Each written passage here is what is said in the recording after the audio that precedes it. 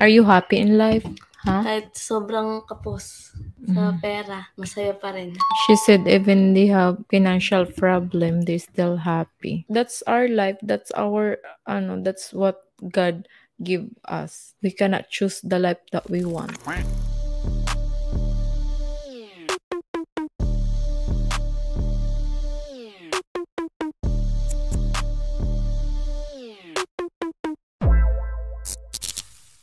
Hello, ate. Good evening. Good evening po. Ay, afternoon pa pala to. How are you? Kakilala ka din. Ako po si Jenica Ann David. How old are you? 23 years old. Are you married? Hindi ma'am. Live-in partner? Opo. How many kids do you have? 2 po. How old is your first baby? 3 years old. So you get pregnant when you were 20. Opo. So what do you do? Nag-aalaga lang po ng bata. Minsan, naglalabag. Nakikipaglabada po. So you're also washing clothes for your neighbor? Opo, ganun. Okay, that's good. How much do they pay you? Magkano yung binabayad sa'yo? 500, ganun. 500 pesos. That's good. Free lunch? Opo. Okay. Breakfast or coffee, something? Coffee po yun.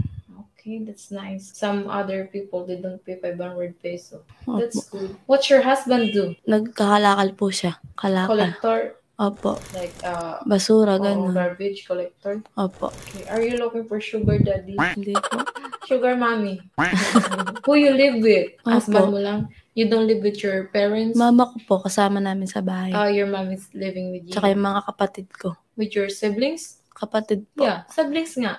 Did you finish high school or grade 6? Ano lang po, grade 8. Ano lang, second year high school? Opo. So, what's the reason why you didn't finish your school? Ano po, magang nag-asawa. Because you get pregnant early or you get na-pregnant ka ng maaga? Opo. 20? Opo. 20-year-old? Did you regret it? Nanginayang ka ba? Siyempre, nanginayang kasi nag-aaral po ako. Kahit yung mga anak mo, pinagsisihan mo? Hindi naman po. Ngayong lumaki na po sila, hindi na po. But when you were pregnant, you regret your baby? Opo, kasi If you don't wanna get pregnant that time, if you wanna study well, so why you let your boyfriend have sex with you and put it inside? Kung gusto mo na pala makapagtapos ng pag-aaral, tapos nang hinayang ka, bakit ka naman nagpaayot sa jowa mo?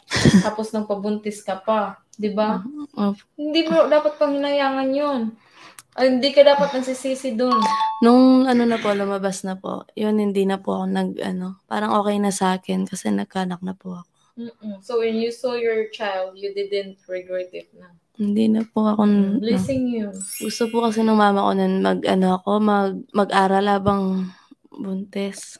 Kaso naiya na ako sa mga... Your mom wants you to... But you're shy. Opo, naiya na ako. Kaya stop na lang ako.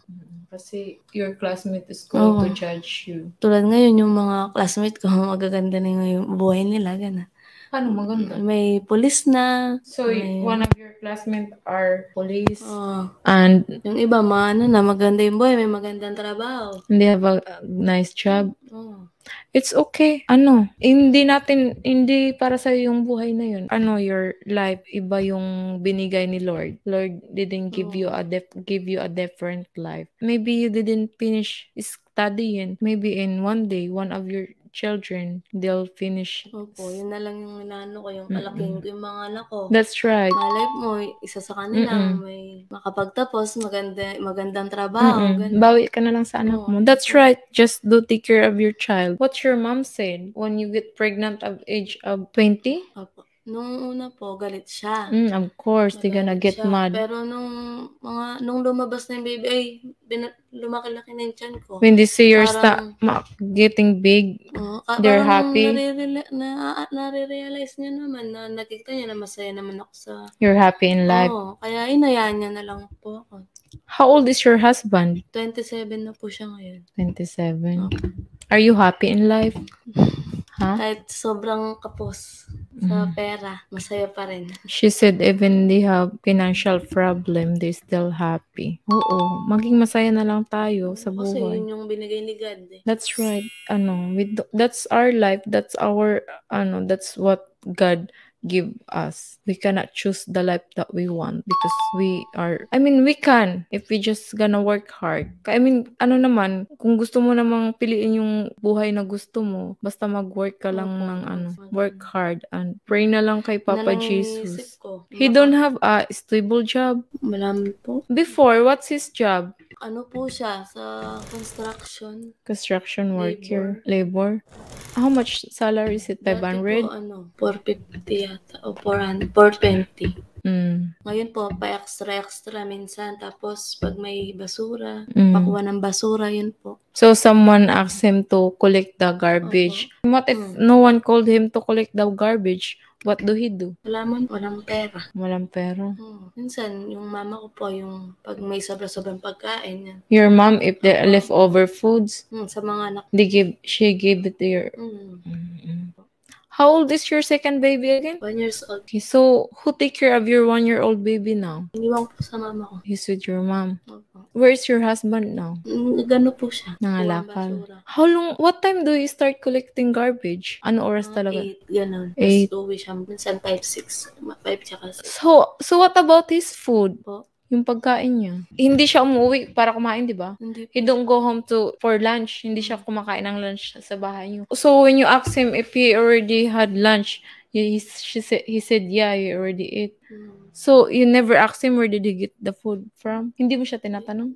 Pag pumuwi siya, tinanong ko. Kung saan siya kumakain? Minsan daw po yung mga, kasama niya daw kuha ng basura? Sinishare daw po siya. House. Okay, bibili daw siyang 10 pisong kanin, gano'n. Tapos, ulam, bibigyan siya. Okay, that's good that the other collector of the garbage, they help him. So he just have to buy rice for 10 pesos. Life is hard. Maging mahirap. So you don't rent apartment? Kaninong bahay yun? Mama ko. Is your mom house? Hindi po. Siya yung nagre-rent. She's the one renting the apartment. What about the electric bill? Who paid for it? Kung may sobra-sobra akong pera, ganun, magbibigay po akong 200 kay mama. If you have extra money, you give 200 pesos to your mom. Ang dagdag sa electric bill. What about you? You're not looking for a job? Well, gusto ko muna pong palakihin yung anak ko yung baby ko po You want Kasi her hindi to ko po siya maiwanan. grow up first before you start looking for a job. Yeah, that's good. Just take care of your child. Let your husband do the work. Your husband are happy with collecting those garbage? Okay naman po. He's happy with it because he's earning 400 peso a day, so it's fine. Than construction. Kasi po, Mas maganda pa sa construction. hindi po kasi pagod po kasi siya dun Sa construction. Opo. He's more tired in construction than doing collector. Sa pagbabasura po.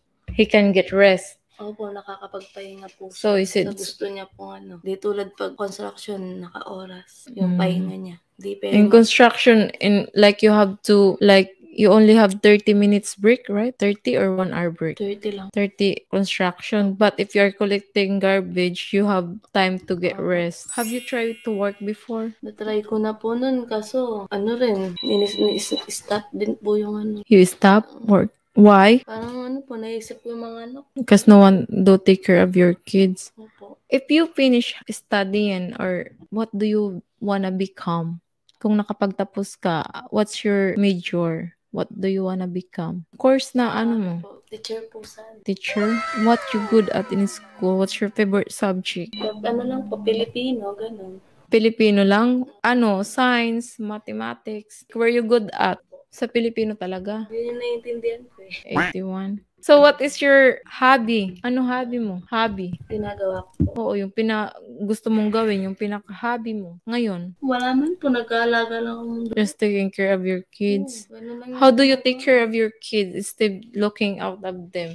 Do you teach them how to count? Tinuturuan mo ba sila magbilang or magbasa? Yung isa pong anak ko, yung pangalan. Your first child, she know how to count?